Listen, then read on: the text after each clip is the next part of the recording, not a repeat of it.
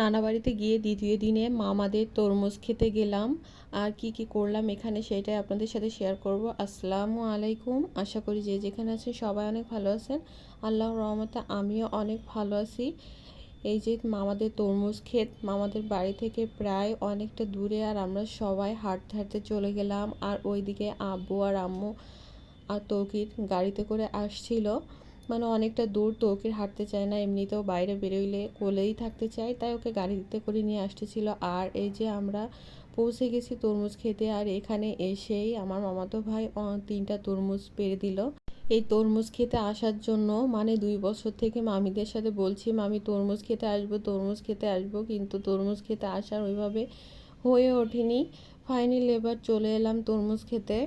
আর এই তরমুজ খেতে এসেই তো আমি অনেক অবাক হয়েছি যে এত পরিমাণে তরমুজ ধরেছে। যদিও আমরা যখন আসছি প্রায় শেষ টাইমে, মানে এইবার উঠাইলেই তরমুজ শেষ হয়ে যাবে, আগেও 2বার উঠানো হয়ে গেছে। শেষ টাইমে আসছি, তাও এ পর্যায়ে যে পরিমাণে তরমুজ ধরছে। জীবনের প্রথম এই তরমুজ খেতে এসে তরমুজ খেলাম। মানে আগে কখনোই এরকম তরমুজ খেতে এসে তরমুজ কেটে খাওয়া হয়নি। এদিকে সবাই তরমুজ খাওয়াখাওয়ি করছিল, আর আমি একটু খেয়ে এখানে শশা তুলতে আসছি। প্রচুর পরিমাণে শশা হয়েছে। মানে যে কোনো সবজি গাছ থেকে তুলতে কিন্তু খুবই ভালো লাগে। আর এই যে ঘেরের মাঝখানে মামারা ধানও লাগিয়েছে।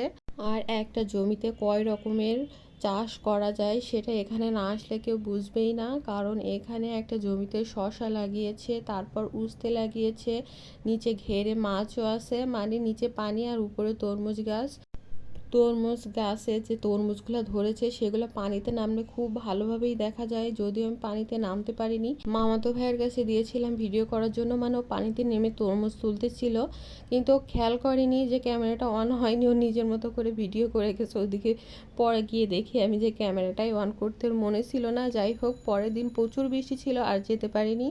আর এখানে এত পরিমাণে গাছে উস্তে ধরেছে, দেখেই কেমন একটা শান্তি লাগতেছিল। মানে গাছ থেকে এমন টাটকা টাটকা সবজি তুলতে কার না ভালো লাগে, আমার তো খুবই ভালো লাগে। মাঝে মধ্যে মনে হয় আমাদের বাড়ি যে ছাদটা আছে সেখানে সবজি চাষ করব। যদিও কয়েকবার বীজ পুঁতছিলাম, মানে বীজ লাগিয়েছিলাম, কিন্তু গাছ আর হয়নি। আর এখান থেকে এই যে সবজিগুলো আমার বোনও তুলছিল। আর মামাতো খালাতো সব ভাই বোনেরা মিলে আমরা খুবই আনন্দ করছি। সাথে আমাদের মামাও গিয়েছিল, খালা গিয়েছিল, তারপরে হচ্ছে খালুও গিয়েছিল। তাদেরকে আর ওইভাবে ক্যামেরার সামনে আনলাম না। আর এই হচ্ছে আমাদের খালাতো ভাই। ভাইকে বললাম যে একটু ব্যাগটা ধর, মানে শসা তুলতে তুলতে 1 বস্তা হয়ে গেছে। আরও কিছুক্ষণ পরপরই আমাদের কাছে দিয়ে দিচ্ছিল, মানে ফাঁকি দিচ্ছিল আর কি, ফাঁকিবাজে 64 যাকে বলে। আর এইখানে দেখুন একটা তরমুজ একদম পুরাই নষ্ট হয়ে গেছে, মানে ভিতরে কিছুই নাই, একদম পুরাই নষ্ট হয়ে গেছে। তারপর বাড়িতে নিয়ে যাওয়ার জন্য, তারপর হচ্ছে আত্মীয় স্বজনের বাসায় দেওয়ার জন্য আরও অনেক তরমুজ তুলতে ছিল এখান থেকে। আর এখানে তরমুজটা নাকি অনেক পাকা ছিল, মানে কাটার পর এত মিষ্টি হয়েছে। এই যে মামা বসে বসে কাটতেছে আর আমরা সবাই খাচ্ছিলাম। কত লাল হয়েছে ভিতরে তরমুজগুলো, খেতে কিন্তু খুবই মিষ্টি, খুবই মজার, মানে একবার খেলে ভোলা যাবে না। বাইরে এরকম তরমুজ আসলে পাওয়াই যায় না, একদম টাটকা গাছ থেকে ছিঁড়েই তরমুজ খাওয়ার মজাই আলাদা। যাই হোক, ভিডিওটি ভালো লাগলে অবশ্যই লাইক কমেন্ট শেয়ারতে পাশে থাকবেন। আবারও দেখা হবে কোনো এক ভিডিওতে। আজ এ পর্যন্ত, আল্লাহ হাফেজ, আসসালামু আলাইকুম।